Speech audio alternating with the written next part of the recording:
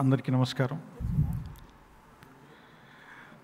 ఇక్కడ ఉన్న అందరం సినిమాకి ప్రత్యక్షంగానూ పరోక్షంగానూ సంబంధించిన వ్యక్తులం కాబట్టి నాకు నా కుటుంబంతో మాట్లాడుతున్నట్టుగా అనిపిస్తుంది. ముఖ్యంగా నాకు మెగాస్టార్ చిరంజీవి గారితో కానీ అల్లు రామలింగయ్య గారితో కానీ వాళ్ళందరి కుటుంబంతో నాకున్న సాన్నిహిత్యం దాదాపుగా ఒక మోర్ దాన్ 17-18 ఇయర్స్గా ఉంది. నాకు అవార్డు ఇస్తారంటే నేను ఏదో మామూలుగా ఒక అవార్డు ఇచ్చి పంపించేస్తాను ధైర్యంగా ఒప్పుకున్నాను, కానీ ఇక్కడ కుర్చీలు అవి వేసి సో నాకు అందులో చిరంజీవి గారి ముందు వాళ్ళందరి ముందు కుర్చీలో కూర్చోటంటే చాలా ఇబ్బందిగా ఉంది నాకు. ఇది యాక్చువల్గా అల్లు రామలింగయ్య గారి గురించి మాట్లాడుకోవాలి. ఆయన దీన్ని ఎందుకు నేను కాదనలేకపోయానంటే బికాస్ నాకు చాలా ఇష్టమైన కమెడియన్స్లో ఆయన ఒక ఆయన. తొలితరం దాదాపుగా 1945-46 సంవత్సరాల తర్వాత తెలుగు టాకీ స్వర్ణయుగం ప్రారంభమైన మొదటి సందర్భంలో రేలంగితో పాటు ఆ తర్వాత 1970ల ప్రాంతంలో రాజబాబుతోటి, 1980ల ప్రాంతంలో రావు గోపాలరావు గారితో దాదాపుగా ఒక 40-50 సంవత్సరాల పాటు అప్రతిహతంగా తన బాణీతో ప్రేక్షకుల్ని విపరీతంగా అలరించినటువంటి ఒక ఉద్దండుడైనటువంటి కమెడియన్ తాలూకు, క్యారెక్టర్ ఆర్టిస్ట్ తాలూకు, ఒక గొప్ప వ్యక్తి తాలూకు, సమాజంలో తనదైన ముద్ర వేసి ఒక సంతకం చేసి వెళ్ళిపోయిన ఒక గొప్ప సినీ స్వాపినికుడి తాలూకు అవార్డుని ముఖ్యంగా ఆయన 100వ పుట్టినరోజు నాడు అందుకోవటాన్ని నేను చాలా గౌరవంగాను చాలా గొప్ప సత్కారంగాను భావిస్తున్నాను. హ్యాపీ బర్త్డే అల్లు రామలింగయ్య గారు, మీకు నా జన్మదిన శుభాకాంక్షలు. ఎందుకంటే కొందరికి పుట్టికే తప్ప చావు ఉండదు. ఎందుకంటే తెర ఆడుతున్నంతసేపు, తెర మీద బొమ్మ ఉన్నంతసేపు, ఈరోజు మన మొబైల్ ఫోన్స్లో కూడా అల్లు రామలింగయ్య గారు వచ్చేసారు. సో ఆయన మన జేబులో కూడా ఉన్నట్టే. సో వీళ్ళని మనతో విడదీయలేనటువంటి ఒక అనుబంధాన్ని వీళ్ళు స్ట్రైక్ చేశారు వీళ్ళందరూ. ఈయన గురించి మామూలుగా నటుడుగా ఈయన గురించి చెప్పాలంటే ఈయన తాలూకు స్పాన్ కానీ ఈయన స్పెక్ట్రమ్ కానీ చాలా పెద్దది. దాదాపుగా ఒక 50 సంవత్సరాల స్పెక్ట్రంలో ఆయన ముట్టుకోని క్యారెక్టర్ కానీ వెయ్యినటువంటి పాత్ర కానీ ఏమీ లేదు. పరమానంద శిష్యుల కథ లాంటి సినిమాలో ఒక స్లాప్స్టిక్ కామెడీ దగ్గర నుంచి, ముత్యాల ముగ్గులో ఉంటే ఒక డిఫికల్ట్ యానిమల్ క్యారెక్టరైజేషన్తో చేసే కామెడీ దగ్గర నుంచి, బుద్ధిమంతుడు లాంటి సినిమాలో ఉండే ఒక సెమీ విలనీల దగ్గర నుంచి, so he tried everything what not, ఇది అది అని చెప్పడానికి ఏం లేదు ఆ స్పెక్ట్రంలో. అందుకనే నేను ఆయన కమెడియన్ అనే మాట ఒక్క మాటకే ఏమంటారు దాన్ని ఘాటకి కట్టేయడానికి నేను పెద్దగా ఇష్టపడను ఆయన్ని. ఎందుకంటే ఆయన అంత వైవిధ్యభరితమైనటువంటి పాత్రలు చేశారు. సో ఆయన్ని నేను యాక్చువల్గా చెప్పాలంటే ఒక నటుడిగా మాత్రమే చూడగలను. ఎందుకంటే కొన్ని సినిమాలని ఆయన తనకు భుజం మీద మోసుకెళ్ళిపోయారు. కొన్నిటిల్లో సహాయ పాత్రలు పోషించారు, కొన్నిటిలో హాస్యరసాన్ని పోషించారు, కొన్నిటిలో విషాదాన్ని పోషించారు. సో అందుకని ఆయన్ని మనం ఒక సంపూర్ణమైన నటుడిగా చూడవచ్చు. దాంతోపాటు ఆయన ఒక సంపూర్ణమైన మనిషిగా కూడా జీవితాన్ని గడిపాడు. ఆయన పడిన కష్టాలు నాకు తెలిసి జీవన ప్రమాణాలు అతి తక్కువగా ఉన్న సమయంలో, కరెంటు కూడా లేని సందర్భంలో, రోడ్లు కూడా లేని సందర్భంలో, పాలకొల్లు అనే ఒక చిన్న పల్లెటూళ్ళలో పుట్టి దేశమంతా తిరంగా మోస్తున్న సమయంలో నేను కూడా స్వాతంత్రంలో పాల్గొనాలి అని చెప్పి ఆ కోపంతో జైలుకి వెళ్ళినటువంటి ఒక కమ్యూనిస్టు,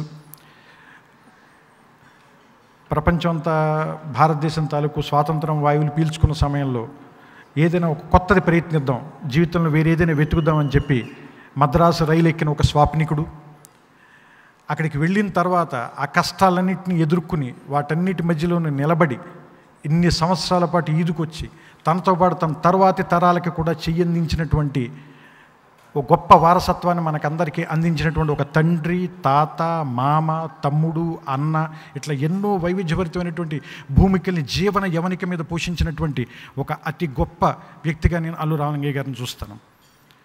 అందుకే చెప్పాను కొందరికి పుట్టికే ఉంటుంది, చావు ఉండదని. ఎందుకంటే ఇప్పుడు ఇక్కడ ఉన్న వాళ్ళందరూ ఆయన రక్తం పంచుకు పుట్టిన వాళ్ళే. ఆత్మావై పుత్రనామాసి అంటారు. మన సోల్లో ఒక పార్టికల్లే కొడుగ్గా మన ఎదురుకుండా నిలబడి ఉంటుంది అని. అట్లా అరవింద్ గారు ఆయన తాలూకు ఆత్మలో ఒక భాగం.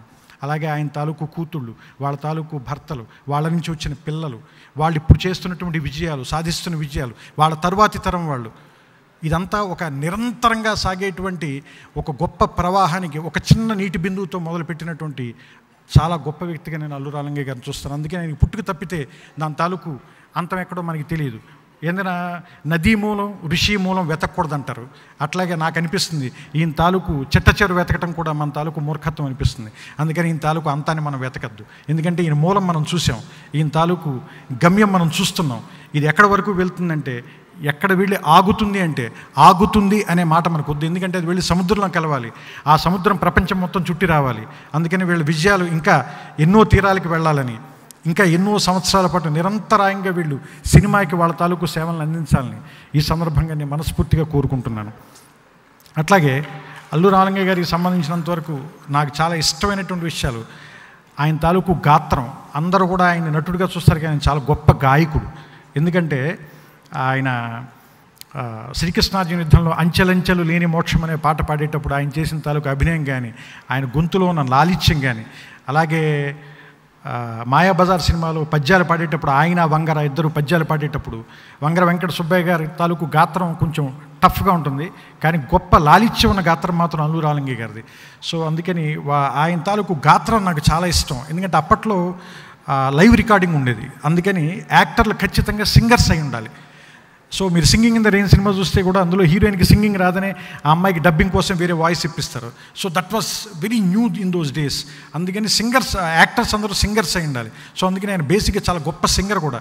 నేను అరవింద్ గారితో చెప్పినప్పుడు ఆయన తాలూకు మీ ఇద్దరం రూమ్లో ఉన్నప్పుడు, అంటే నేను కొంచెం సభా పిరికిని, అందుకని సభలో ఉన్నప్పుడు చాలా ఎక్కువ ఓపెన్గా మాట్లాడలేను, కానీ మీ ఇద్దరు ఉన్నప్పుడు ఆయన తాలూకు హిస్టరియానిక్స్ కానీ ఆయన చేసిన సీన్లు కానీ చాలా చెబుతూ ఉండేవాడిని నేను. అందుకని ఆయన అల్లూరు ఏమంటారు దాన్ని, రావు గోపాలరావు గారి కాంబినేషన్ కానీ, ఆయన రాజబాబు గారి కాంబినేషన్ కానీ చాలా ఎక్స్ట్రాడినరీ కాంబినేషన్. అంటే అసలు మనం మాట్లాడుకుంటూ ఉంటే దాదాపుగా కొన్ని గంటలు, కొన్ని రోజులు మాట్లాడుకోవచ్చు. ఉదాహరణకు ఒక చిన్న విషయం చెప్పాలి అంటే కనుక, నర్తనశాల సినిమాలో రామలింగయ్య గారు రేలంగి గారి తాలూకు అసిస్టెంట్గా చేస్తారు. సామాన్యంగా అసిస్టెంట్లు మనం తోకగాడు లేదా చెంచా ఇలాంటి మాటలు వాడుతూ ఉంటాం. అందుకని ఆయన పేరు ఏమని పెట్టారంటే వాలతుల్య అని పెట్టారు. వాలం అంటే తోకతో సమానమైనటువంటి వాడు కాబట్టి ఆయన పేరు వాలతుల్యం. ఈయన పేరు ఉత్తర కుమారుడు వస్తున్నాడంటే ఉత్తకుమారుడు వస్తున్నాడు అంటాడు ఎవరిని, రేలంగిని. అనగానే ఆయన అంటాడు, అసలు నా పేరు లోకోత్తర వీరకుమారుడు రా, నీలాంటి వాళ్ళు పలకలేరని దాన్ని ఆది మధ్యాలు అంతం చేసి ఉత్తర కుమారుడు అంటే నువ్వు దాన్ని కూడా సరిగ్గా పలకట్లేదేంట్రా వాలతుల్య అంటాడు. సో అందుకనంటే ఎక్స్ట్రాడినరీ సాహిత్యంతో కూడినటువంటి, చాలా ఇంటలెక్ట్ వాడితే తప్ప అర్థం కానటువంటి, చాలా హై స్టాండర్డ్ ఉన్నటువంటి కామెడీని చేసినటువంటి వ్యక్తులు కేవీ రెడ్డి గారు లాంటి మహానుభావులతో పనిచేసినటువంటి వాళ్ళు. అంటే నాకు రమణ గారు పర్సనల్గా చెప్పారు, బాపు గారు రమణ గారు, ఆమ్యామ్య అనే పదం ఆయనే కనిపెట్టారు, ఆయనే వచ్చి మాకు చెప్పారు, నేను స్క్రిప్ట్లో రాసింది కాదని రమణ గారు చెప్పారు. He so graceful. ఆయన చాలా అంత గొప్ప రచయిత, అంత ఓపెన్గా అది నాది కాదు ఆ నటుడిది అని చెప్పి క్రెడిట్ ఆయనకి అప్పచెప్పాడు. చాలా గొప్పది ఉంటుంది. బుద్ధిమంతుల్లో అందరూ స్నానానికి వెళ్తుంటారు. స్నానానికి వెళ్తుంటే పూజారి గారు అంటే నాగేశ్వరరావు గారు స్నానం చేసి వెళ్ళిపోతుంటే అందరూ ఆయనకి దండం పెడుతుంటే ఈయన అంటాడు, ఎవరు మనకి ఆ పూజారి గారికి ఏమంటారు, ఆ గుళ్ళో ఉన్న దేవుడికి కూడా ఇంత భోజనం పెట్టే సాక్షాత్తు నిజమైన దేవుడు మన ప్రెసిడెంట్ గారు, ఆయన సంగతి చూసుకోండి అని చెప్తూ కాలుజారి కింద పడిపోతాడు. చాలా దాన్ని ఆయన చేసే విధానం కానీ, అసలు ఎక్స్ట్రాడినరీ టైమింగ్ కానీ, అండ్ ఆయన తాలూకు అండర్స్టాండింగ్ టువర్డ్స్ ఎ క్యారెక్టర్. ఎందుకంటే కేవలం కామెడీనే చేస్తామంటే మొదటి 3-4 సంవత్సరాలు చేయటం వరకు ఈజీ, 5వ సంవత్సరం నుంచి చేయటానికి ఏమి ఉండదు. బట్ 5వ సంవత్సరం నుంచి ఏం చేయాలంటే ఆ క్యారెక్టర్నే పట్టుకుని ట్రావెల్ చేయాలి. అందుకని అన్ని సంవత్సరాల పాటు వాళ్ళకి మనకు బోర్ కొట్టలేదు. ఎందుకు మనకి ఎవరైనా బోర్ కొట్టరు అంటే, మన అమ్మ మనకి బోర్ కొట్టదు, మన నాన్న మనకి బోర్ కొట్టడు. ఎందుకంటే వాళ్ళు వాళ్ళలాగా ఉంటారు, మన ఇంప్రెస్ చేసే ప్రయత్నం చేయరు. ఒక నటుడు ప్రేక్షకుడిని ఇంప్రెస్ చేయాలి అనేటువంటి భయాన్ని తీసేయడం అంటే వాడికంటే గొప్ప నటుడు మరొకడు లేడు. ఆ స్థాయికి వెళ్ళిపోయినటువంటి ఫియర్లెస్ యాక్టర్స్ వీళ్ళంతా. ఎవరో అల్లు రామలింగయ్య గారు కానీ, రేలంగి గారు కానీ, ఎస్వి రంగారావు గారు కానీ, వీళ్ళంతా.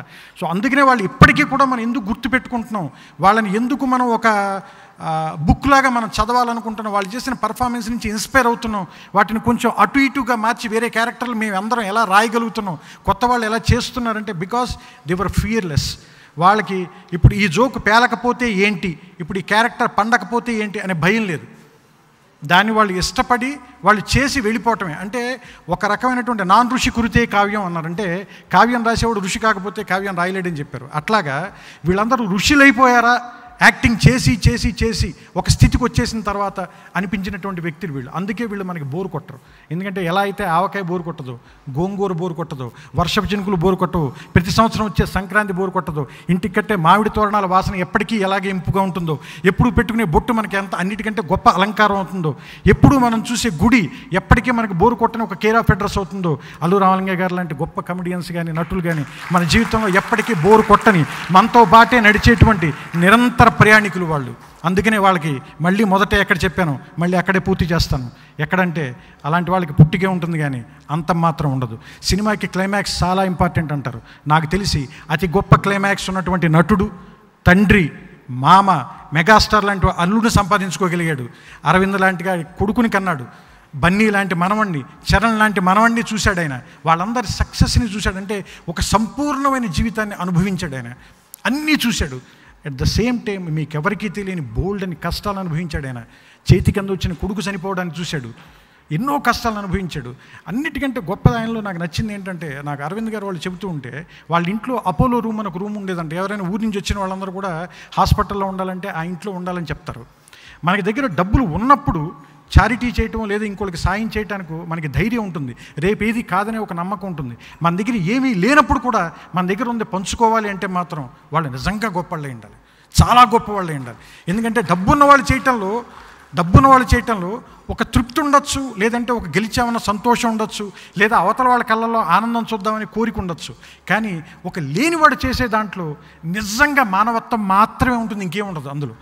సో అలాంటి గొప్ప మానవత్వాన్ని ఉన్న అల్లు రామలింగయ్య గారికి మనస్ఫూర్తిగా నా నివాళి అర్పిస్తూ ఆయనకి మరొక్కసారి పుట్టినరోజు శుభాకాంక్షలు చెబుతూ ముగించడానికి వచ్చే మొట్టమొదటి అవకాశాన్ని వాడుకోమని చెప్తారు. ఆ అవకాశాన్ని వాడుకుంటూ అందరి దగ్గర సెలవు తీసుకుంటున్నాను. శుభ సాయంత్రం, నమస్కారం.